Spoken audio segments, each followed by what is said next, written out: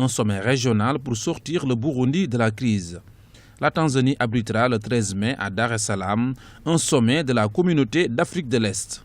L'annonce a été faite par le ministre tanzanien des Affaires étrangères Bernard Mambe en voyage à Bujumbura. Mercredi soir, le chef de l'État burundais, Pierre Nkurunziza, s'est adressé à la nation pour prendre acte de la décision de la Cour constitutionnelle qui lui a reconnu le droit de se représenter une troisième fois. Nous prenons acte de la décision de la Cour constitutionnelle dans son intégralité et nous nous engageons à la respecter. Nous tenons à informer l'opinion nationale et internationale que si le peuple burundais nous fait encore confiance, ce sera le dernier mandat, tel que stipulé par l'arrêt de la Cour constitutionnelle.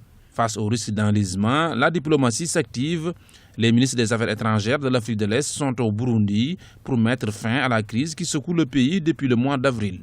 Il prévoit la tenue d'un sommet extraordinaire ce 13 mai 2015 en Tanzanie. Le sommet de l'East Africa Community prévu le 13 mai à Dar es Salaam, pourra faire des avancées au niveau de ce qui se passe au Burundi. Mais il y a des positions vraiment diamétralement opposées. La position du pouvoir, le président Nkurunziza qui ne veut en aucun cas abandonner le troisième mandat et l'opposition qui dit qu'il faut respecter les accords d'Arusha. On sait bien que la Tanzanie a parrainé les accords d'Arusha. Je pense que les pays de l'East Africa Community, aucun pays ne soutient le président Nkurunziza pour son troisième mandat.